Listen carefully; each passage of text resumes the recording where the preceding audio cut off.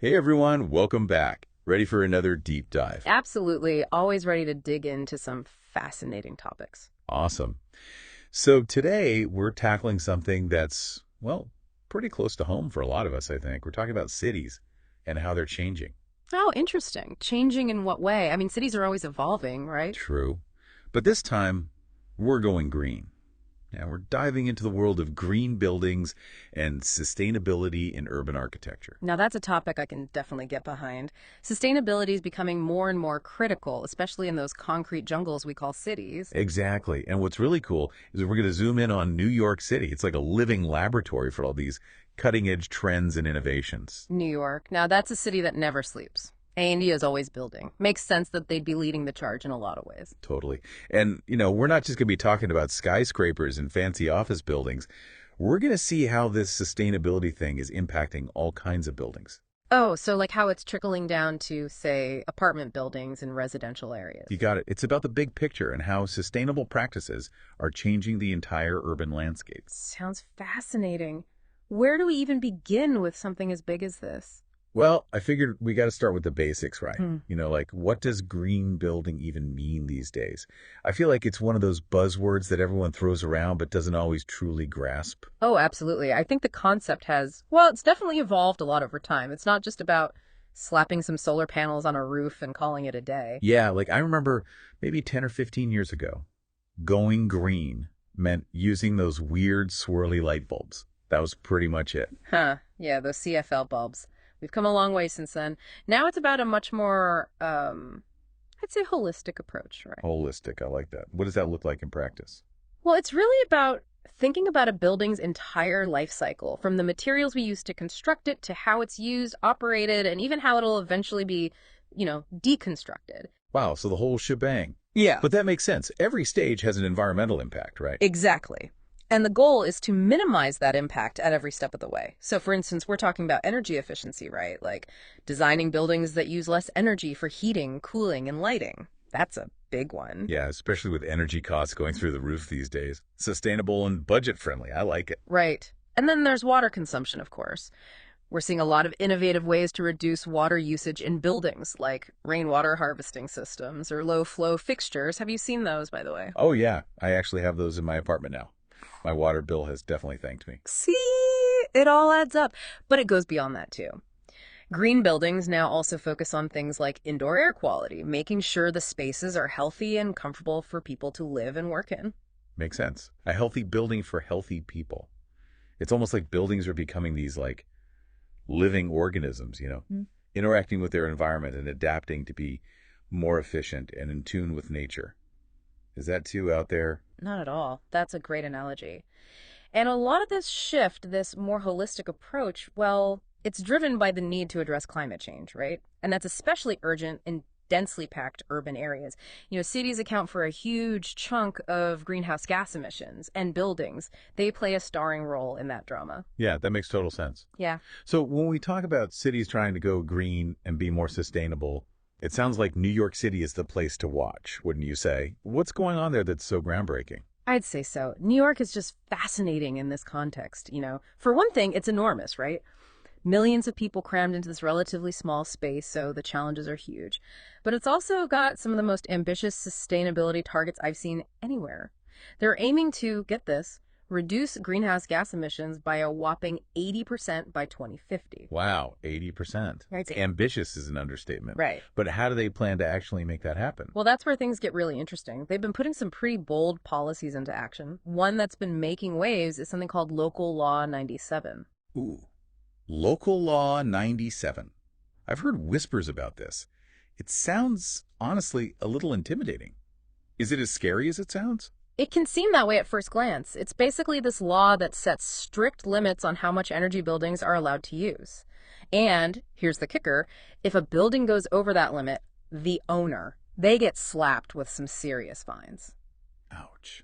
So there are actual consequences for not playing by the green rules. Big time.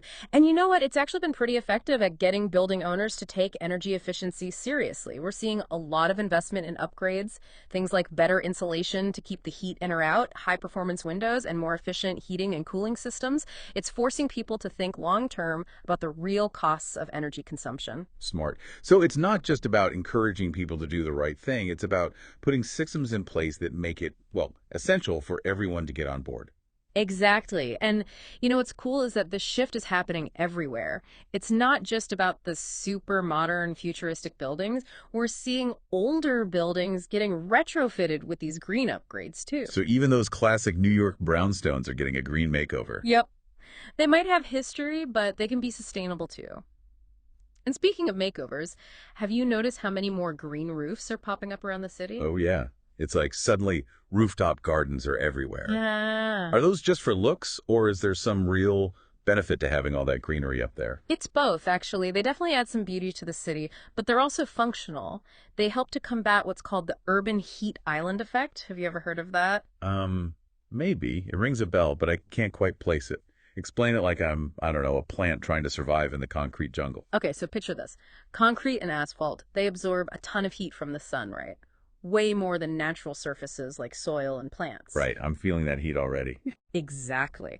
So all that heat gets trapped, Yeah. and it makes cities way hotter than the surrounding areas. That's the urban heat island effect. And green roofs, well, they act like little oases, absorbing less heat and even releasing moisture through their leaves, which cools things down. So it's like giving the city a break from all that concrete heat. Totally. Plus, they provide habitat for birds and insects, help absorb rainwater, and just generally make the city a more pleasant place to be. Pretty cool, huh? You know, it's amazing how these, like, seemingly small changes can actually make a big difference. It's like every little bit helps. That's the spirit. And, it's not just about green roofs. New York City is also home to some seriously innovative buildings that are pushing the boundaries of sustainability. Like, have you heard of the Bank of America Tower in Midtown? Can't say I have. What's so special about it? Oh, it's a poster child for high-performance green building. It's got all sorts of features, like a system that collects rainwater and reuses it. They even have this crazy ice storage system that helps cool the building during peak hours so they don't have to crank up the AC as much. It's seriously impressive. Wow, that's like next level sustainability. But what about the more normal buildings, I guess, like apartment buildings where most New Yorkers live? Are they getting in on the green action too? Absolutely. A lot of newer apartment complexes are being built with sustainability in mind from the start.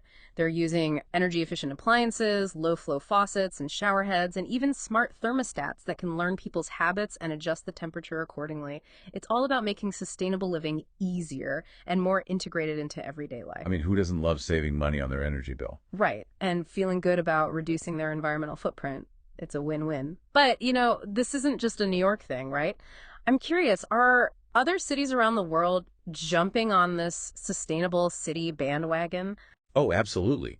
New York might be leading the pack in some ways, but there are loads of other cities doing amazing things. Like who? Give me some examples. I'm always eager to learn about what other places are up to. Well, take Singapore, for example. They've got this mind-blowing Supertree Grove. Supertree Grove? What in the world is that? I know, right?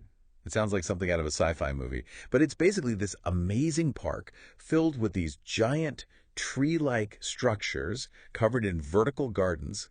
And get this, they're also equipped with solar panels and rainwater collection systems. They're like these futuristic, eco-friendly wonders. Wow, that's incredible. See, this is why I love talking about this stuff. It's so inspiring to see how cities are getting creative and finding ways to integrate nature and technology. Right. It's like they're reimagining what a city can be. And then there's Copenhagen, which is like famous for being bicycle friendly. They've got tons of bike lanes and green spaces, and they've really prioritized making the city livable and sustainable. Yeah, I've heard great things about Copenhagen. It's like they've cracked the code on happy, healthy urban living. Totally. I almost like there's this friendly competition going on between cities, seeing who can be the most sustainable and innovative, which I think is awesome. I agree. A little healthy competition never hurt anyone, especially when it comes to saving the planet.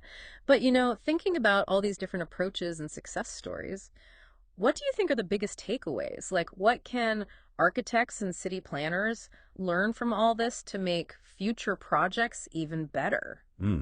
That's a great question. Where do we even start? There's so much to consider. Well, one thing that keeps popping up for me is this idea of integrated design. You can't just tack sustainability onto a building as an afterthought. It needs to be baked into the entire design process from day one. Yeah, it has to be like part of the DNA of the building, right? Exactly. And that goes hand in hand with another key takeaway: collaboration. You've got to have architects, engineers, developers, policymakers, and even residents all working together, sharing ideas and finding solutions that work for everyone. It takes a village to build a green city. Or, I guess, a whole metropolis. Exactly. But it's not just about the big players. I think one of the most important lessons is that individuals have a role to play too. You mean like it's not just about the buildings themselves, it's about the people living and working in them. Totally. Even small changes in our daily habits can make a difference, like taking public transportation instead of driving, being mindful of our energy use at home, or supporting businesses that are committed to sustainability. So it's about creating this culture of sustainability where everyone feels empowered to contribute. Right? Right, I love that. It's not just about the buildings, it's about the people. It's about the whole ecosystem of the city. Couldn't have said it better myself. It's about that interconnectedness, that realization that we're all in this together. This has been such a fascinating deep dive. It's incredible to see how much is happening in the world of sustainable urban architecture. And it's so inspiring to see how cities are, like, literally changing the landscape for the better. I agree. It gives me hope for the future, seeing how much innovation and creativity is being poured into making our cities more sustainable and livable. And, we've talked about all these amazing initiatives and trends, but I think there's one big question that we're left with as we wrap up today. And it's a question for everyone listening, really. As technology keeps advancing at this crazy pace, what role do you think each of us will play in shaping the future of sustainable urban living? That's something worth pondering, isn't it? It is. The future is what we make it, and I'm excited to see what we come up with together. Me too.